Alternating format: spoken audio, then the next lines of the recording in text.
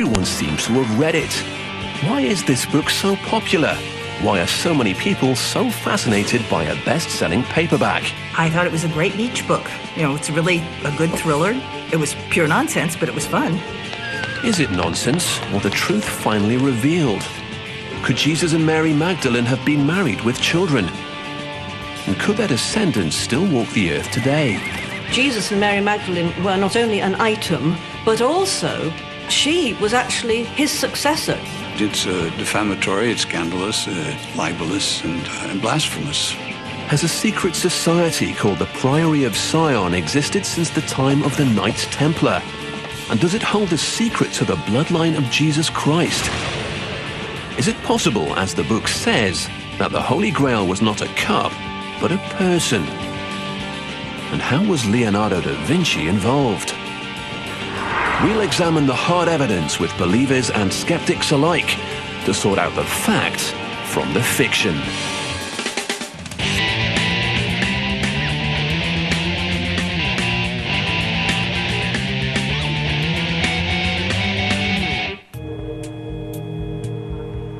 It's sold over 30 million copies, been translated into over 40 languages, and become a permanent fixture on the New York Times bestseller list.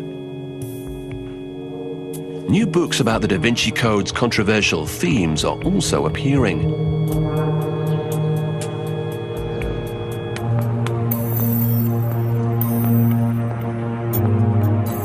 It's a conspiracy, a love story, and a quest, elements common to many bestsellers. The novel opens in Paris at the Louvre, where the museum's curator is found dead. The only clues to his murder lead to the artwork of Leonardo da Vinci. The dead man's granddaughter and a Harvard expert in symbols set off on a chase through the streets of Paris, intent on solving the murder, only to wind up in a modern-day Grail hunt across Europe.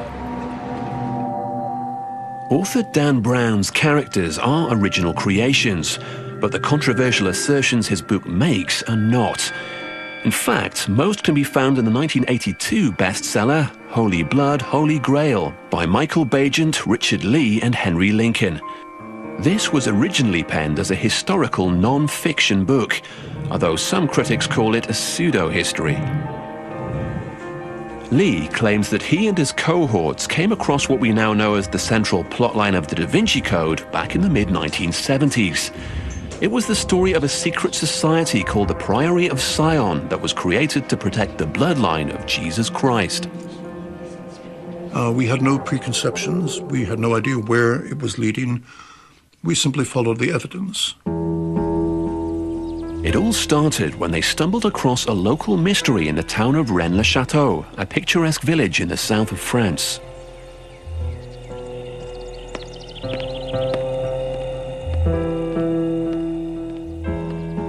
According to legend, in 1885, a handsome young priest named Béranger Saunière was sent by the Catholic Church to take over the parish of Rennes-le-Château.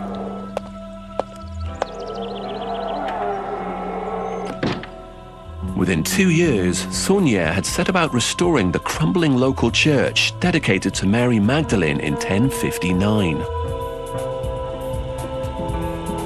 During construction, he discovered a hollow pillar just under the altar which contained a number of parchments.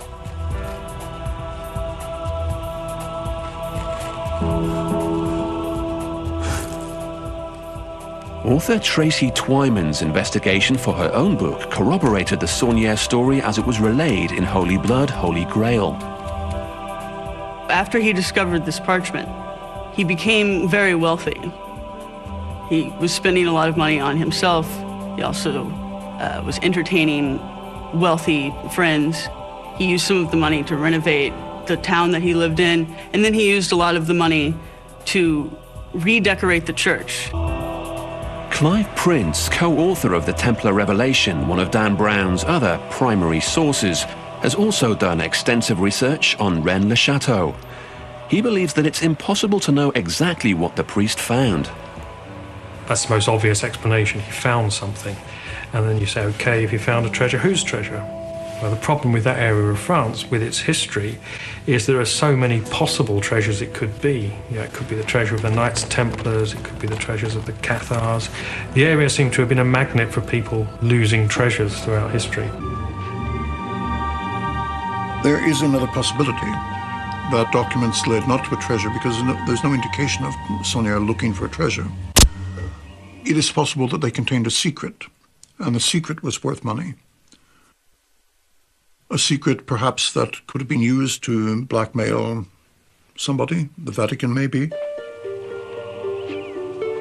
We may never know for sure what Béranger Saunière supposedly learned from those parchments. He died penniless in 1917 without ever revealing the secret.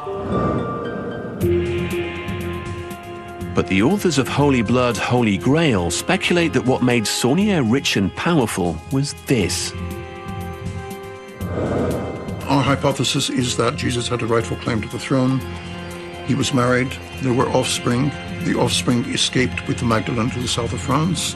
4 centuries later, that offspring, or that bloodline, intermarried with the royal line of the Franks to produce the Merovingians.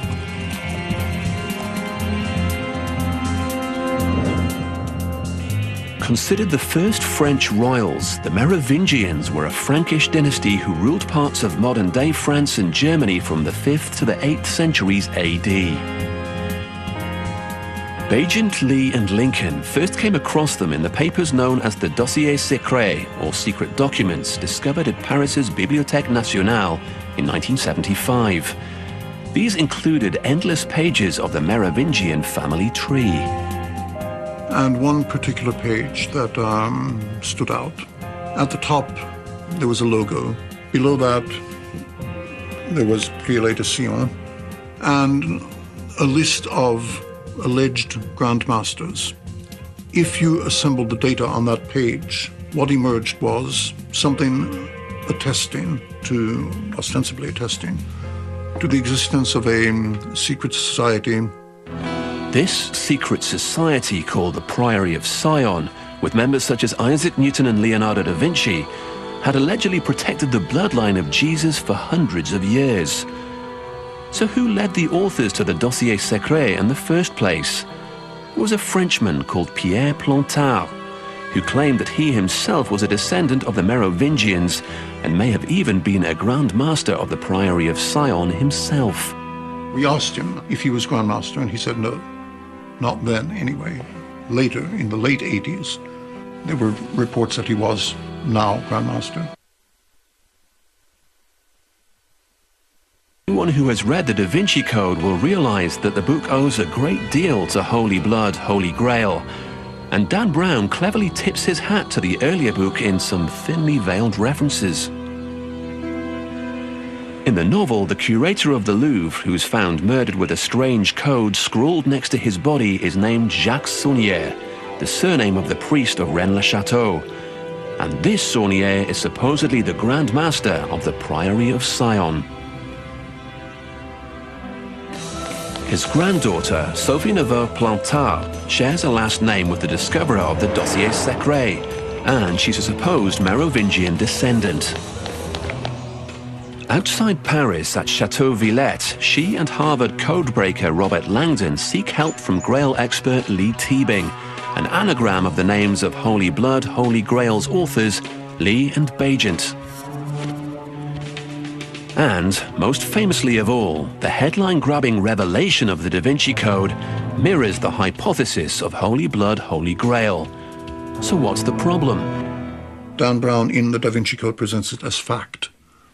We do not present it as fact. We suggest it as a possibility. Though officially fiction, the novel has caused a firestorm of controversy around the world, mainly due to its fact page, in which Brown claims that the Priory of Sion and its list of famous members are real, and that all descriptions of artwork, architecture, documents, and secret rituals are accurate.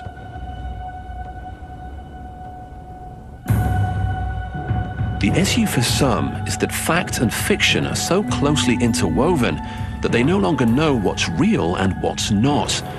And as a result, people now take tours all over Europe to follow the trail of the Da Vinci Code, in an attempt to discover the truth for themselves. They search around Westminster Abbey, looking for clues to the mysteries in the book. They seek out the Temple Church, hidden away in the back streets of London, to find the missing effigy of the Knights Templar, following Dan Brown's cryptic message, "In London lies a knight, a pope interred."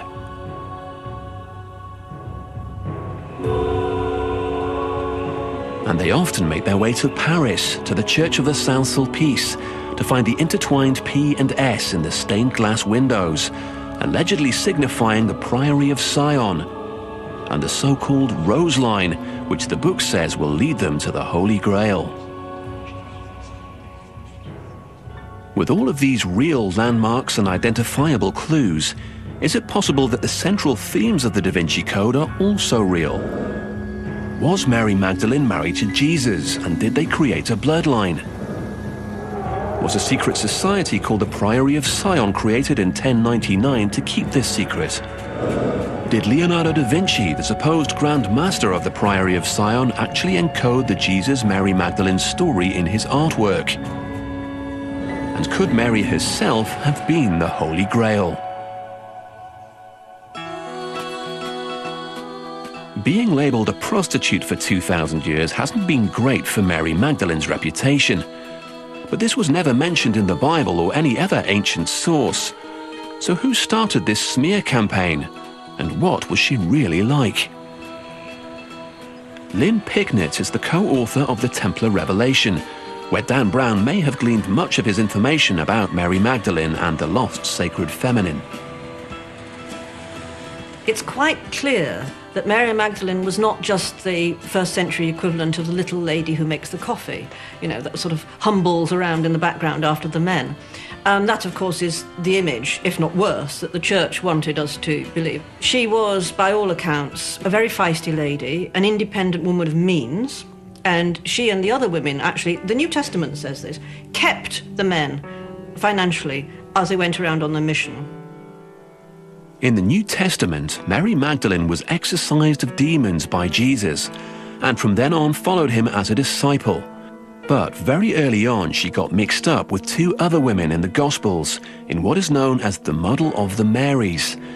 Theologians believe that this is how the whole prostitute rumor got started. Pope Gregory I cemented Mary Magdalene's bad reputation in 591 AD, when he delivered a homily which united Mary with the unnamed women. The Bible may reveal the source of the confusion. The passage from the Gospel of Luke about the unnamed sinner woman comes just before Mary Magdalene is first introduced. But is this just a case of mistaken identity, unlucky placement in the good book, or something more subversive? The church really wanted to darken her name because they knew what she was really like, and they were utterly determined that no other woman would rise up through the ranks of the church and become as important, as charismatic as she had been in the Jesus movement. The reason that the church has had to distort the real Mary Magdalene, the real historical figure, and kind of invent a new version of her is, for many reasons, it has to do with the church's attitude to women generally as the church developed into a hierarchical organisation. According to Prince, the early Christians lacked a leading lady. Eventually, people demanded that a goddess figure be added to the Christ story, but the church chose the Virgin Mary over Mary Magdalene. It is as simple as virgins good, prostitutes bad, the two opposites of sexuality. You know, virginity is holy, it's the right way to be. You know, prostitution, promiscuity is evil. It's a thing that has to be forgiven. You know, the ideal model for women became a virgin. Yeah, figure that one. The Catholic Church didn't officially correct itself about Mary Magdalene being mistaken for a prostitute until 1969. But what about her being married to Jesus? It appears that she and Jesus were desperately in love, and I would go so far as to say, judging from the Gnostic Gospels, that in fact Mary was very much the power behind the throne. When the apostles all fled at the crucifixion, Mary stayed behind, risking her own safety to mourn the death of Jesus. Was he her husband? The suggestion that Jesus was married is another reason that Dan Brown's novel has caused an uproar in the religious community. Father William Stetson finds it inaccurate at best. It's libelous. There's absolutely no foundation in fact. It may be, it is a speculation which may find acceptance in a rather skeptical world, but it is contrary to the whole tradition of the Christian Church. But some people don't see the problem with a married Jesus. Jesus' importance, historically, resides in his message. How is his message in any way compromised or diluted by the possibility of his having been married? Or alternatively, how is it in any way validated by his having been chaste? There's no connection between the two things. So is there any actual proof that he was married? The Da Vinci Code claims that proof of their relationship lies in the lesser-known Gnostic Gospels found in Egypt in 1945. These Gospels, which were rejected by the Church, present a vastly different Jesus from the New Testament, a more human and less divine Jesus, one who might have been married. In one of the Gnostic Gospels, there is quite a lovely little moment where the male disciples go to Jesus and complain and say, just showing how dim they were actually, saying, Lord, why do you love this woman more than you love us? Why are you always kissing her on the mouth? And you think, come on boys, think about it. In fact, the Gospel doesn't say mouth. The parchment has been torn away just at that word. If it was that he was simply kissed her on the cheek, why would it upset the men so much? Whatever it was, it really upset them. So it's the mouth, or heaven forfend, the foot or the hand, because in those days that would be subservience to a woman. But there are a couple of problems with the Gnostic Gospels. Most scholars believe they are later works, and the Church considers them apocryphal. So what about the Da Vinci Code's next assertion that not only were they married, but Mary Magdalene was pregnant with Jesus' child at the crucifixion? If he was married, there almost certainly was progeny. According to a number of traditions and some plausible sources, the Magdalene escaped to the south of France. If she did indeed do so, it is reasonable to assume that she brought progeny with her, or that she was pregnant at the time, one or the other. Among the local legends about Mary Magdalene is that when she came to France, she came bearing the Holy Grail. And this is where the claims of the Priory of Sion come into play. They say that the Holy Grail was a symbol of Magdalene's impregnated womb, carrying the seed of Christ. The Da Vinci Code then suggests that she gave birth to a daughter, Sarah, who eventually married into the first French royal family, the Merovingians, continuing the bloodline of her famous mother and father. If you're talking about a bloodline stretching over 2 millennia, you're not talking about a family tree, you're talking about a bloody forest. There's probably millions of people, therefore, who are related dimly to Jesus and Mary Magdalene. It could be me. It could be any of you.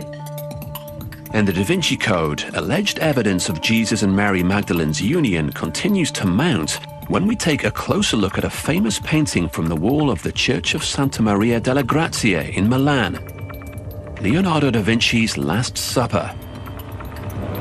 But first, we take a look at the complex man behind this painting. Sigmund Freud once said, Leonardo was like a man who awoke too early in the darkness, while the others were still all asleep. Martin Kemp is one of the world's foremost experts on Leonardo da Vinci. People say Leonardo's a man ahead of his time, I think he just made much more of his time than anyone else was able to do so. Leonardo was born in Anciano in Italy, 3 miles from the town of Vinci on the 15th of April 1452. Da Vinci is therefore not a surname, but simply means from Vinci. The title of the Da Vinci Code annoys many people in the art world because no one properly refers to the artist as anything but Leonardo. The illegitimate son of a Florentine notary and a local peasant woman, he was raised by his father in Florence.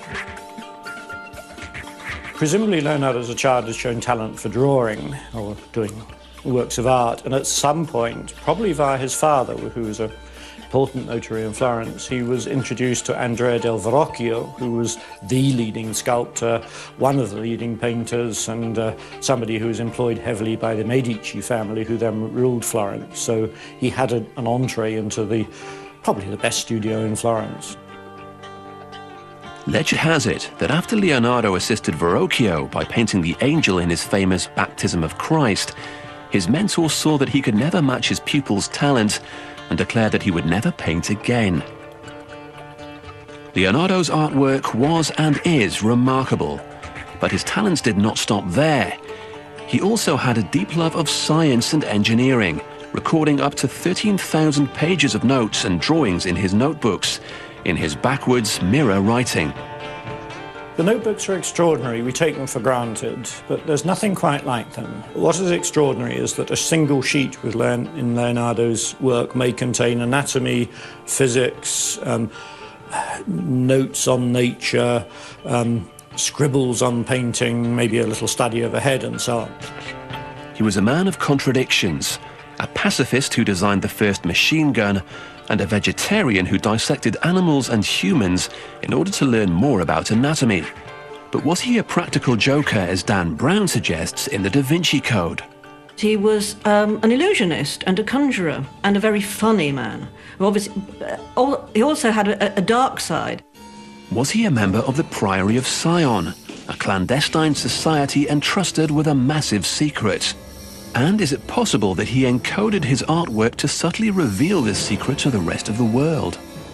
It's quite possible that Leonardo da Vinci was trying to communicate one of the secrets that he had learned as a Grand Master of the Priory of Sion, which is that Jesus and Mary were married, but he couldn't communicate that openly, and so he had to encode it in the painting. The only true test is to examine Leonardo's paintings with a real art historian. No one in the Renaissance, including Leonardo, put codes into artwork. They put in hidden meanings, but the hidden meanings were consistent with the real meaning of the fresco. And the nature of a code, of course, is that what you see on the surface of the code is absolutely not what you see underneath it. What is going on in the Last Supper basically is two things. And the first is, it's the story of Christ saying, "One of you will betray me."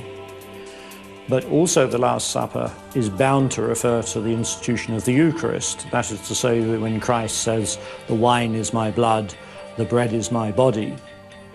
According to Dan Brown and others, Leonardo's second most famous work, painted on the wall of the refectory at the Church of Santa Maria delle Grazie, may actually have a much larger secret to reveal. Because I'm familiar with the biblical account of the Last Supper, in which the young St. John, it should be, leaning against Christ in a kind of familiar and cozy kind of way. And in fact, nothing could be further from the truth in this painting, because the character, supposedly St. John, is leaning away, markedly away, from Jesus. And I thought there has to be a reason for this. St. John is always a young disciple, and he often leans on Christ's breast and seems to be asleep. In Leonardo's painting, he doesn't do that, but Leonardo has adjusted the movements of all the disciples. I was the first person to see, as far as I know, to see the fact that it's not a young St. John sitting next to Jesus at Leonardo's Last Supper, it's a woman, and also that with Jesus, she forms a giant M shape, presumably giving a clue as to her identity, presumably Mary Magdalene. To the untrained eye, this person certainly does look more like a woman than a man. Definitely when you look at the Last Supper, the person sitting next to Jesus looks feminine. And if you accept this assertion, then another piece of Dan Brown's art analysis also starts to make sense. He writes that the painting shows the jealousy and animosity that St. Peter felt for Mary Magdalene because of Jesus' affection for her. And if you look at Leonardo's Last Supper, you see that St. Peter has a dagger behind his back. He's got his hand on her shoulder, but visually it's actually cutting her head off. It's threatening, to say the least. The more traditional understanding of this detail is that St. Peter's gesture with the knife symbolizes his famous swipe at the high priest's servant as Jesus was arrested. So that's what the knife is doing there. It's part of a very rich series of symbolic allusions.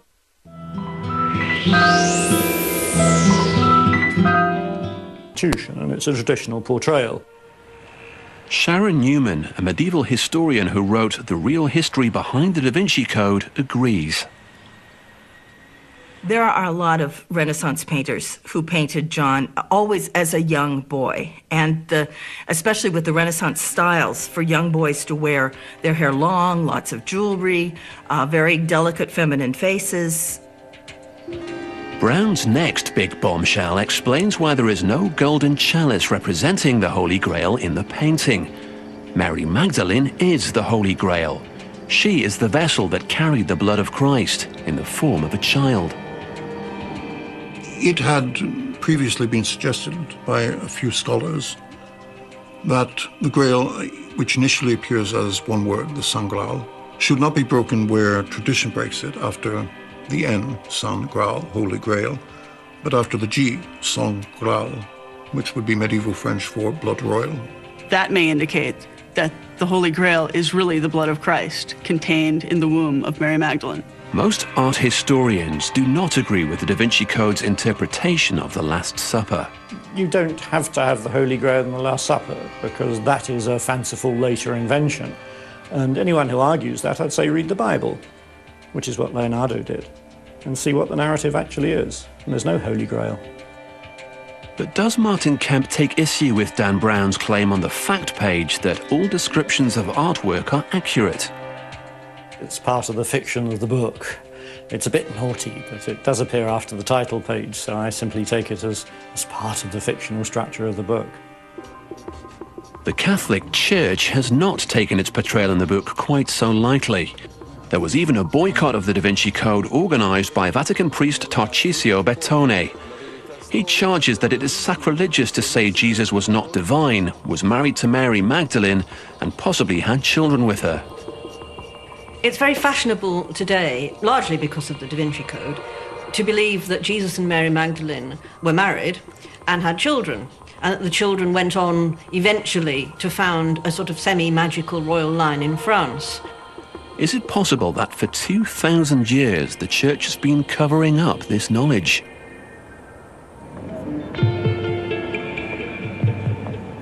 The Catholic Church takes quite a beating in the Da Vinci Code. In the novel, it's speculated that the Pope was paid off by the strict Catholic group Opus Dei to give them special status within the Church. Later, Opus Dei takes whatever measures are necessary to keep the Priory of Sion from revealing to the world that Jesus and Mary were married and had a child.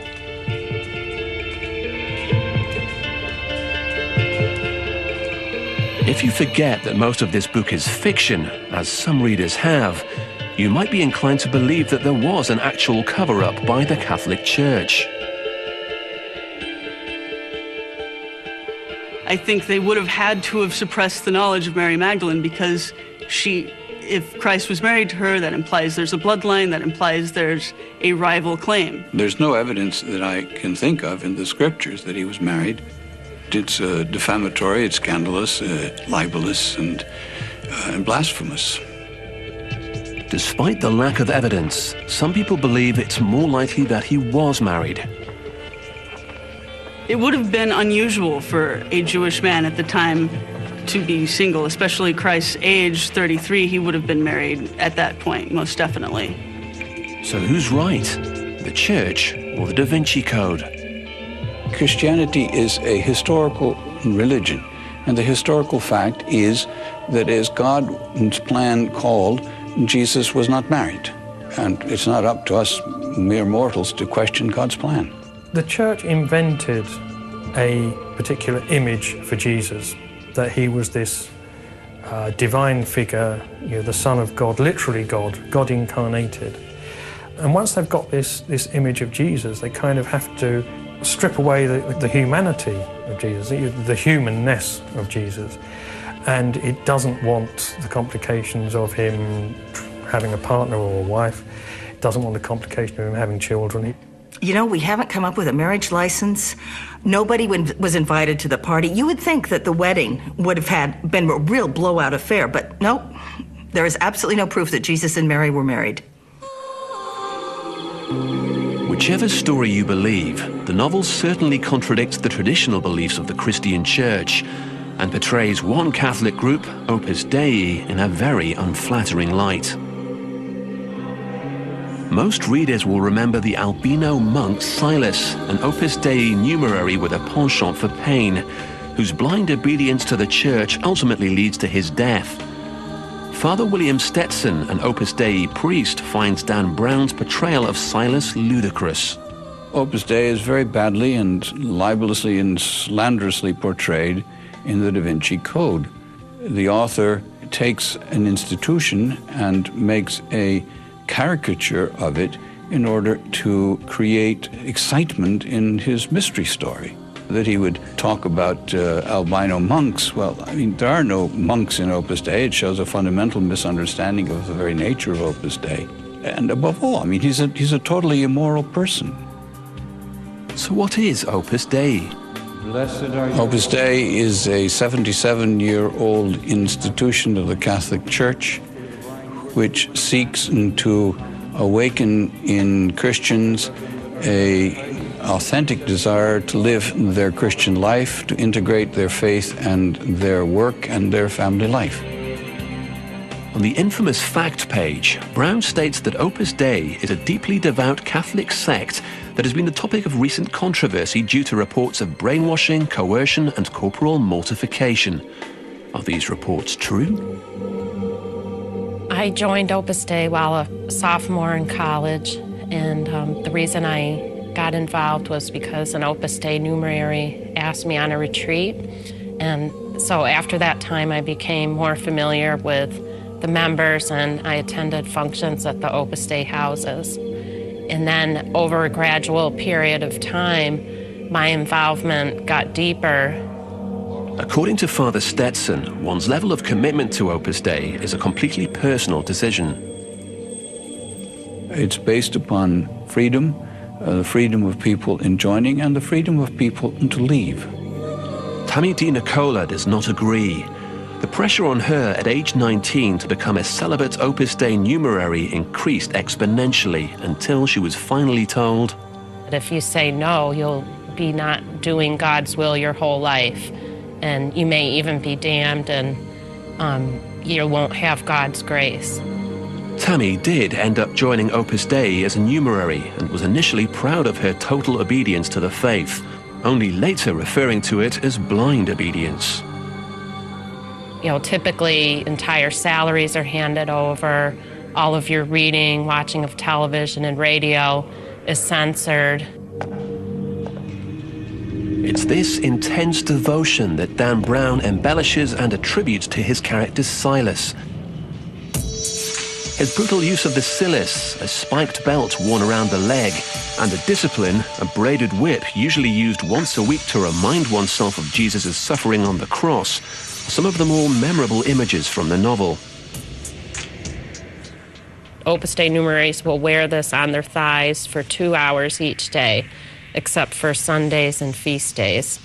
Within Opus Dei, they explain that you need to do penance and mortifications in order to grow closer to God. Corporal mortification has been practiced in the Catholic Church for centuries. So corporal mortification is real, but that doesn't change Opus Dei's main issue with the novel. Its appearance on the fact page leads readers to conclude that everything that Silas does in the book, including extreme overuse of the Silis and discipline, would be condoned by the real Opus Dei. I don't believe that anybody would be allowed by their director, who moderates all aspects of the spiritual life of the individual freely, to use these means of corporal mortification to excess. De Nicola finally did leave Opus Dei after her parents and an exit counselor conducted an intervention during a break from school. And while she's still a devout Catholic today, she feels that she is much better off without the affiliation to Opus Dei. So I think that there's something systemically wrong with Opus Dei, that at the heart of it, it operates more like a cult in its practices. There will always be differing opinions about a group with beliefs as strict as those of Opus Dei. But what about its portrayal in the Da Vinci Code? I think that in the Da Vinci Code, Opus Dei is very much sensationalized, but what was portrayed accurately is the blind obedience that exists within Opus Dei. Opus Dei aside, there is no question that the Da Vinci Code tramples on the traditions of Christianity, upsetting many who hold those beliefs dear. The accusation that the Catholic Church has been engaged systematically in a cover-up of the fact that Jesus was married to Mary Magdalene and that they had a daughter is an attack on the basic foundation of the Christian Church. I don't think the Church has been covering up anything for 2,000 years. I don't think the Church is competent to do that.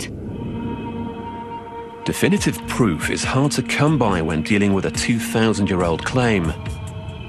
But the strongest argument against the Da Vinci Code's hypothesis that Jesus was married to Mary Magdalene and had a child is that it's not mentioned in the Bible or any other historical text. It's never been a part of the Christian tradition from the very beginning that Jesus was married. And this is held by the Catholic Church, the Church of the West, by the Orthodox Church, the Church of the East, going back to the earliest days. I think anything is possible. Jesus could have married. Jesus could have fathered children out of wedlock. There could certainly be a bloodline today. There's just absolutely no evidence of it, no proof of it, no hint of it, nothing. The central conceit of the Da Vinci Code, that Jesus and Mary Magdalene were married and had children, is possible but unlikely. In the book, the only real evidence offered for this revolutionary secret is the number of people dedicated to keeping it and the lengths to which they would go to do so. So what about that mysterious organization, the Priory of Sion, and those cryptic documents, the Dossier Secret? Do they still conceal and protect evidence that would reveal there is a bloodline of Jesus in the world today? In the end, the trail of so-called facts in the Da Vinci Code leads us back to Dan Brown's main source, Holy Blood, Holy Grail. And that story began in Rennes-le-Château with the legend of Béranger Saunière, the young country priest with the unusually sudden cash flow. Did the parchments he supposedly found underneath the altar reveal a giant secret? One that was worth a huge amount of money to someone, perhaps even the Vatican. Whispers of hidden treasure and lavish payoffs may in fact have been a hoax. Saunière did suddenly seem flush with money, but records reveal a more down-to-earth explanation than holy blackmail. Saunière was actually trafficking in masses, ostensibly taking money for praying for people. And in his case, he promised more masses than he could have said in a lifetime. He would charge 1 franc a mass, which doesn't sound like much until you realize that people were sending in checks for 250, 300 francs for 300 masses, which, of course, he never said. Many people believe that this was how he became so wealthy, not by finding secret documents or a hidden treasure. But Richard Lee still thinks there's more to the story. No matter how extortionate you are, no matter how much you charge for mass, you're not going to make that kind of money from trafficking in masses. We do know that after his death, Saulnier's property was bought by a chef named Noël Corbu. French journalist Jean-Luc Chaumet was the first to break the story that the supposed Rennes-le-Château treasure was really just a marketing ploy. Corbu transforms it into a hotel and called it l'Hôtel de la Tour, and it is him who is really going to give the first push to the story. He is going to develop the strange life of Béranger Saulnier as somebody who discovered a fantastic treasure. My guess is Noël Corbu was an enthusiastic supporter of the legend of Rennes-le-Château because he had a hotel in a very inaccessible place and he needed the tourist money. So who was Jean-Luc Chaumet's source? It turns out to be none other than the shadowy Frenchman Pierre Plantard, the so-called discoverer of the dossier secret and a central source for Holy Blood, Holy Grail. Plantard admitted to Chaumet that he had visited Rennes-le-Château in the 1950s, heard the Saulnier treasure story, and begun to write himself into it. Plantard very quickly shows himself off like somebody who has an ambition. We can see that there is a megalomaniac, a mythomaniac, and a perverse side of his character developing.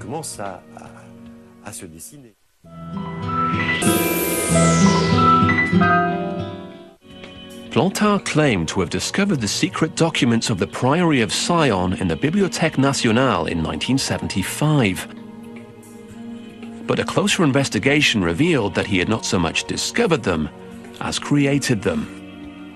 I mean, if I had secret documents, I would not put them in the Library of Congress and say, these are secret documents, everybody. Some of the dossier secret showed the extent of Plantard's audacity. He included pages and pages of the Merovingian family tree, which conveniently included a new member, himself, insinuating that he was the rightful heir to the throne of France. We realized that all of the genealogies in question had been copied, and evidently he had added his name over here and over there. There's no question that Pierre Plantard was not descended from the Merovingians. But Plantard's masterstroke of deception and the key fact in the Da Vinci Code was the list of Grand Masters of the Priory of Sion, including Leonardo. The list of Grand Masters in the Dossier Secret is a very neat and impressive piece of work. But when you do actually get down and really analyse it, it is basically fiction. Plantard took this group of documents, labelled them the Dossier Secret, and filed them in the Bibliothèque Nationale in the 1960s, only to conveniently unearth them again in 1975. He then met with the authors of Holy Blood, Holy Grail in 1979, hoping to push his version of events even further. This is where the Da Vinci Code's fact page really runs aground. It states that the Priory of Sion is a real organization founded in 1099, and that the parchments referred to as the Dossier Secret were first discovered at the Bibliothèque Nationale in 1975, when really Plantard just brought them back into the limelight. There is absolutely no proof that there was any Priory of Sion or any secret society that was founded to protect a secret about the bloodline of Jesus Christ. Nor is there proof to corroborate the central claim of Holy Blood, Holy Grail, that if Pierre Plantard was supposedly a Merovingian, he was also a distant relative of Jesus Christ and Mary Magdalene. Even Plantard himself wasn't that bold. He said, "The Englishmen think that I am a descendant of Jesus." But naturally, that is a farce. But he protested pretty softly. If there were proof, there would be no books, there would be press conferences, and all we have got is evidence, and evidence is not proof. Evidence is subject to interpretation. So the Priory of Sion was not created in the 11th century, but rather in the 20th. and therefore was not created to guard the bloodline of Jesus. The Priory of Zion is a front organisation. It's a shell, it's a sham. L'Association des Prieurés de Sion, c'est une balade. The Association of the Priory of Sion is a commonplace association which is common in France, but has nothing to do with the Templars, nothing to do with the secret history of France. And it has nothing to do with an eventual secret Merovingian dynasty. And Leonardo was never a member. I think there is zero chance of Leonardo being a member of the Priory of Zion. But could there still be secrets contained in his artwork? There is no case for saying there are kind of secret messages which are waiting for Dan Brown to come along to decode. Real or not, there is no denying that the speculations in the Da Vinci Code make for compelling reading. But when it comes to the evidence, its facts turn out to be fiction. It may appeal to a skeptical world, and it may make interesting reading in a detective story, but it is not anything approaching reality or scholarship. A lot of people who read the Da Vinci Code don't necessarily take all of it to heart, but their curiosity is piqued. And so I think that's good for the church. I think it's good for society. One must remember that it is a novel. There are some facts in it, but not as many, I think, as he claims. I thought it was a great beach book. It was pure nonsense, but it was fun.